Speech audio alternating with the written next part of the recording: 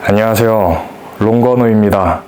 자, 오늘은 헬스장이 아닌 이렇게 주방에서 영상을 켜게 되는데, 오늘 찍어볼 영상은 요리하는 보디빌더 컨텐츠가 아니라 이렇게 다이어트 식단 그리고 벌크업 식단은 어떻게 구성해서 먹는지, 그리고 제가 이렇게 비시즌에는 어떤 식으로 식단을 유지하고 있는지 한번 찍어보려고 영상을 켜게 됐습니다. 그래서 지금 제가 이렇게 준비물을 준비를 해놨어요. 자, 일단 닭가슴살 200g이랑 계란, 이걸로 한 끼 단백질 먹을 거고, 이렇게 틸라피아 200g, 그리고 우둔살 200g, 그리고 이거는 돼지고기 안심 200g, 그리고 여기는 브로콜리, 아스파라거스 이렇게 준비를 했고, 오트밀, 밥 이렇게 준비를 해봤습니다. 자, 제가 이렇게 여러 가지 단백질원을 구성해서 먹는 이유는 단백질 구성원 자체가 줄 수 있는 각각의 장점이랑 영양 성분들이 있기 때문에 조금 여러 가지 단백질원을 토대로 단백질을 공급하려고 노력을 하고 있습니다. 그래서 닭, 생선, 돼지, 소 다 먹어요.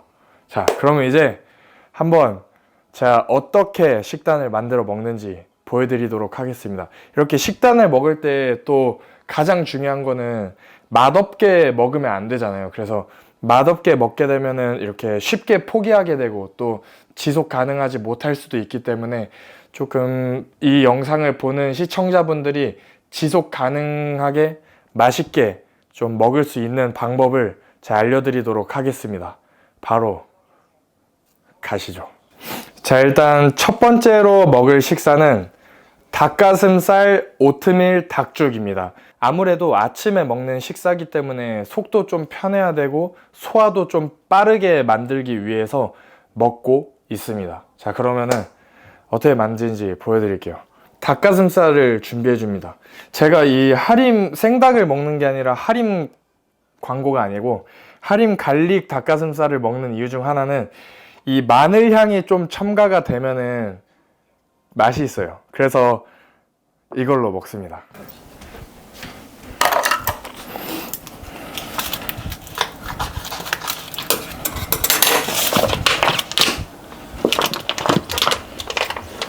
냄비에다가 닭가슴살 2개를 통째로 털어 넣어줍니다. 이거는 사실 만들기 어려워 보인다고 생각하시는 분들이 있을 수 있지만 만들기 가장 편해요. 그래서 아침에 좀 준비하는 시간이 없는 사람들도 간편하게 준비해서 먹을 수 있습니다. 총 조리 시간이 거의 한 10분도 안 걸리는 것 같아요. 자, 이렇게 했으면은 다음으로 해야 될 일은 조금 더 이 마늘향, 갈릭향을 추가하기 위해서 저는 또 다진 마늘을 넣어줍니다. 이 다진 마늘은 제가 2번째, 3번째, 4번째 식사에서는 그 닭가슴살 볶음밥, 틸라피아 볶음밥, 우둔살 볶음밥 이런 걸 만들어 먹을 거기 때문에 계속 필요해요. 그래서 많이 있으면은 좋습니다. 자, 이제 꽁지 다 닦고 이제 혼내주면 됩니다. 마늘들.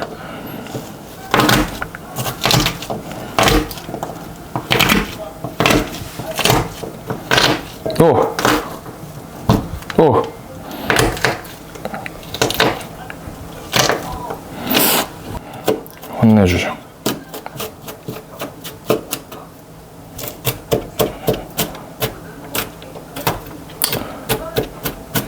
자, 그러면은 아주 살짝, 이따도 많이 쓸 거기 때문에 조금 이렇게 넣어요.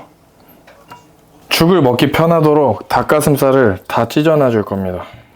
손은 아까 씻었기 때문에. 이 생닭으로 조리하시는 분들은 이 살모렐라 균이 있기 때문에 맨손으로 생닭을 찢을 일이 생긴다면 꼭 손을 열심히 닦아주셔야 됩니다. 자, 이렇게. 그리고 아까 준비해놨던 오트밀 75g을 넣을 겁니다. 그냥 쭉 넣어버려요. 자,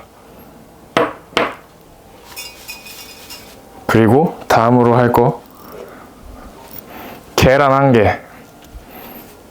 이 지방은 저희 몸에서 호르몬을 만드는데 좀 중요한 역할을 하기 때문에 꼭 챙겨 드시는 게 좋습니다. 자, 이렇게 하고 끝! 엄청 간단하죠? 여기다가 이제 물만 살짝 받을 거예요.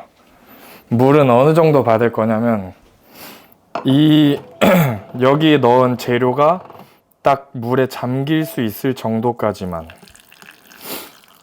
한 250g 정도 넣으면 괜찮을 것 같아요.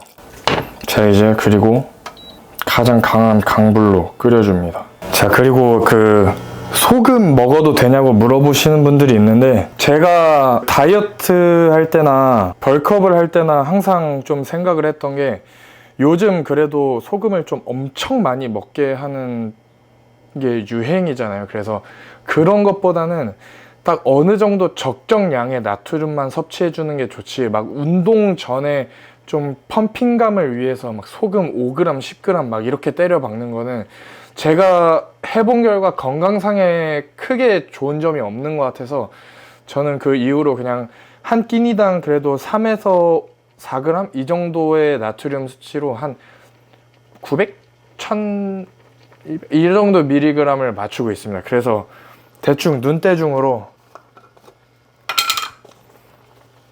한 꼬집, 두 꼬집, 세 꼬집 정도만 넣으면 딱 되는 것 같습니다. 계란이 풀릴 수 있도록 이렇게 저어주면서, 오트밀이 충분히 불어야지 이렇게 딱딱한 식감이 없이 맛있게 먹을 수 있기 때문에 잘 풀어서 해주면은 굉장히 아침에 속이 편하고 먹기 편한 식단을 만들어 줄 수 있습니다. 자, 이렇게 하면은 한 끼에 거의 탄수화물이 50g 정도, 그리고 단백질이 한 40g 정도, 지방이 6g 정도에다가 이게 총 칼로리가, 커닝 페이퍼, 네, 총 칼로리가 한 550칼로리 정도 되는 첫 식사를 만들었어요. 탄단지의 비율이 완벽한 500칼로리의 첫 번째 식사, 오트밀 닭죽이었습니다. 두 번째로 만들 식사는 소고기 우둔살 볶음밥입니다. 아까랑 다르게 이제부터 좀 야채를 같이 섭취해 줄 거기 때문에 야채를 좀 데치도록 하겠습니다. 저는 이제 채소의 익힘 정도를 가장 중요시 생각하기 때문에 아주 살짝 열심히 데치는 중. 자, 이 정도면 충분합니다. 아, 뜨거! 아, 뜨거! 너무 뜨거운데? 괜찮아. 상남자니까. 구울 거리 소고기. 네, 저희 A1 팀들이 전부 다 후원받고 있는 곳입니다. 고기를 혼내주면서, 잘 안 찢어져.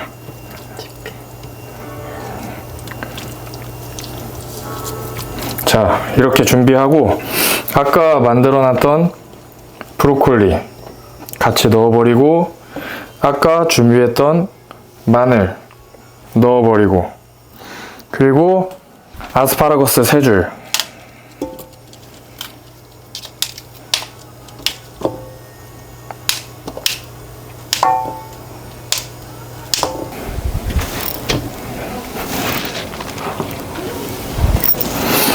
여기다 이렇게 밥 300g을 넣어서 소금은 3꼬집 정도.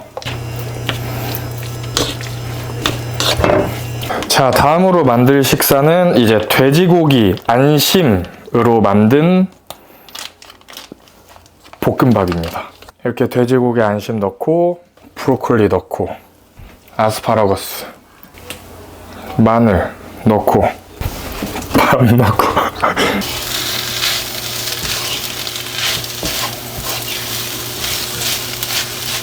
자, 이렇게 해서 두 번째 식사, 돼지고기 안심으로 만든 볶음밥을 완성했습니다.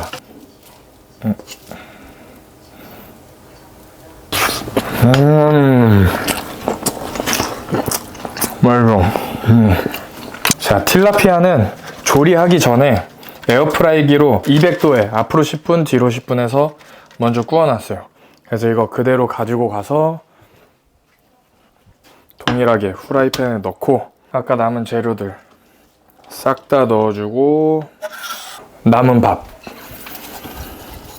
넣고, 제가 마지막 끼니를 그 틸라피아로 먹는 이유는 이 다른 육류보다 이 생선 같은 경우가 소화에 좀 빠르기 때문에 이 자기 전까지 좀 과한 식사를 하면은 자는 와중에서도 간이 계속 일을 하기 때문에 아침에 일어났을 때 좀 피로회복이 안 된 느낌이거나 좀 이 피곤한 기분이 많이 들 수 있거든요. 그래서 최대한 저녁 식사에서는 좀 소화가 빠르게 되고 편안하게 숙면에 취해서 자는 동안은 이 신장들도 일을 하지 않고 온전하게 휴식을 취하기 위해서 이런 식으로 생선을 좀 많이 먹고 있습니다. 소화를 가장 잘 해야 돼요. 이 근육만 쉬어야 되는 게 아니라 이 저희 몸에 있는 장기들 또한 쉬어야 되기 때문에 그런 부분에서도 놓치는 분들이 많을 수도 있을 거예요. 특히 벌크업 할 때 막 자기 직전까지 먹고 그러면은 또 이 휴식까지 놓칠 수 있기 때문에 이런 부분까지 신경 써주시면서 이 바디빌딩 라이프를 하시면은 굉장히 건강한 운동 생활과 식습관을 만들 수 있을 겁니다. 이거는 제 경험을 토대로 나온 말들이에요. 자, 짜잔, 완성!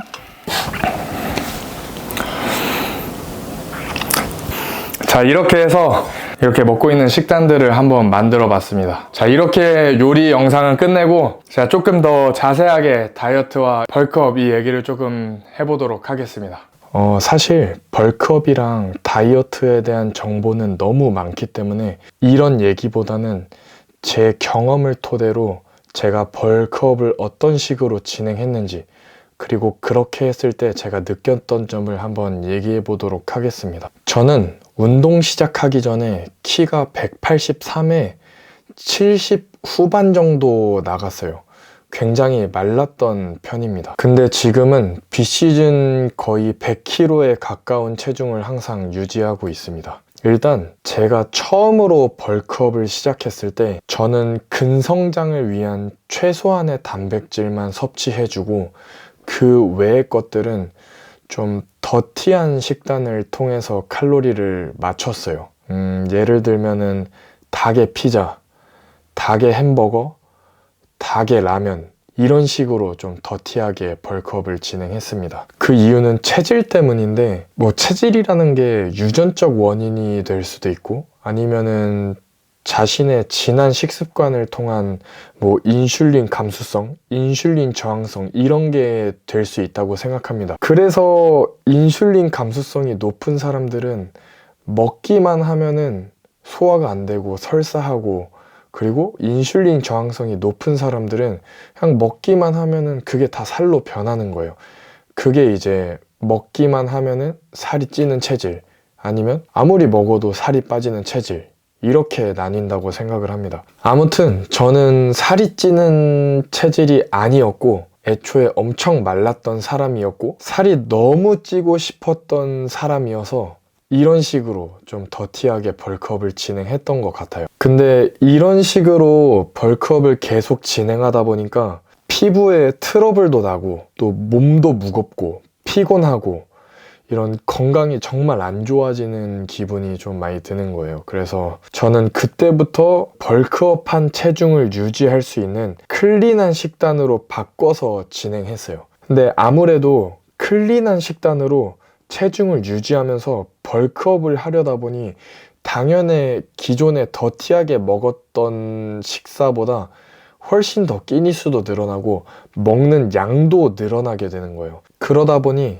아침에 일어나서 잠이 들기 직전까지 계속 토할 때까지 밥만 먹었던 것 같습니다. 이때 먹었던 식사가 닭 800g, 쌀밥 2kg, 베이글 2개, 운동하면서 탄수화물 보충제, 카보게인 먹었고, 운동 끝나고 이제 카보게인, 탄수화물 보충제랑 프로틴, 단백질 보충제 이렇게 먹고, 그렇게 해서 나왔던 칼로리가 거의 한 5,800칼로리 정도 먹었던 것 같아요. 그런 식으로 식사를 하면서 체중을 유지했습니다. 근데 이렇게 되니까 애초에 많이 먹지도 못하는데 소화도 안 돼. 그래서 저는 이때 탄수화물 분해를 좀 도와줄 수 있는 효소, 그리고 브로멜라인이라고 파인애플에 들어가 있는 성분인데, 이게 연육작용을 도와서 단백질 분해를 조금 더 빠르게 될 수 있도록 도와주는 성분이거든요. 그래서 이런 효소나 브로멜라인을 좀 챙겨 먹으면서 벌크업을 진행했습니다. 이렇게 보시면은 생각보다 별로 많이 안 먹은 것 같은데, 이거 해보신 분들은 아시겠지만 정말 살이 안 찌는 체질의 분들이 살이 찌면서 벌크업을 하고 싶으면은 생각보다 정말 많은 양을 먹어야 되고 진짜 많이 노력을 하셔야 됩니다. 근데 이렇게 벌크업을 하면서 제가 느꼈던 점은, 만약 몸이 좋아지고 싶다면 마른 사람들한테는 벌크업은 정말 필수적인 것 같아요. 하지만 그 벌크업을 하는 근본적인 이유를 잊으면 절대 안 된다는 게 가장 중요한 것 같습니다. 그러니까 벌크업이란 잉여 에너지를 통해서 운동 퍼포먼스를 향상시키고, 충분한 영양 성분을 통해서 근비대를 더욱 효과적으로 만들기 위한, 어떻게 보면은 일련의 과정 중 하나인 건데, 만약에 내가 벌크업을 진행하면서 더 이상 근력이 향상이 되지 않고 운동 퍼포먼스가 증가하지 않고 또 육안으로나 인바디상으로나 골격근량이 늘어나지가 않는데, 뭔가 이거에 대한 문제를 내가 체중이 조금 더 늘면은, 내가 벌크업이 조금 더 되면은 해결이 될 거야 라고 생각하시는 분들이 조금 있는 것 같아요. 근데 그런 불필요한 과도한 벌크업은 건강만 해치고 실질적으로 도움이 하나도 안 된다는 겁니다. 힘들기만 하고. 이거는 제가 느꼈던 점이에요. 그래서 만약에 체중 증가도 없고 뭐 운동 퍼포먼스도 늘지 않고 근력 향상도 뭐 되지가 않고 이런 시점이 오면은, 저는 과감하게 벌크업을 중단하고 유지 칼로리를 바꿔서 그 체중을 유지를 하거나 아니면 미니컷을 들어가는 것을 추천드립니다. 그리고 두 번째 제가 느낀 점은, 이 근성장을 위해서 가장 중요한 세 가지 있잖아요. 운동, 영양, 휴식. 근데 그중 휴식은 사람들이 좀 이 부분을 많이 놓치고 있는데, 내가 운동하고 근육을 쉬게 해주는 것처럼 내 장기들, 신장들 또한 일을 안 하고 쉬어야 되는 시간이 무조건 필요해요.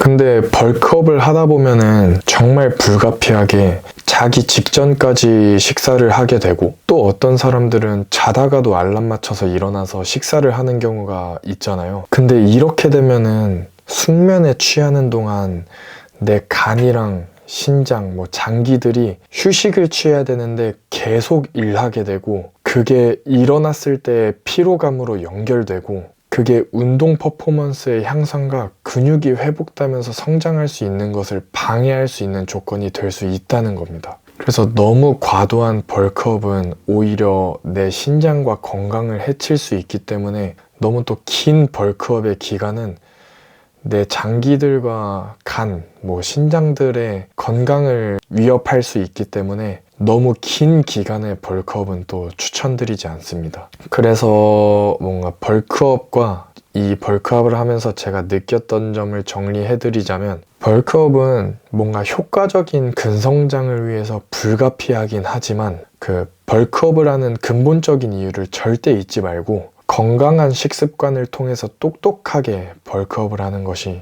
가장 중요한 것 같습니다. 자, 이렇게 해서 제가 지금 먹고 있는 식단들, 그리고 벌크업을 어떤 식으로 진행을 했는지, 그리고 그렇게 벌크업을 하면서 제가 느꼈던 장점과 단점, 뭐 이런 거를 한번 정리해서 말씀드려 봤습니다. 근데 뭐 이런 부분 말고도 다이어트나 벌크업에 대해서 궁금해 하시는 분들이 많고, 또 더 깊게 알고 싶은 분들이 많을 거라고 생각하기 때문에, 그 상세 정보에 오픈 채팅으로 저한테 문의 주시면은 조금 더 자세하게 궁금한 부분에 대해서 답변을 드리도록 하겠습니다. 그러면은 오늘 영상은 여기까지 하고 마무리하도록 하겠습니다. 오늘 영상 끝!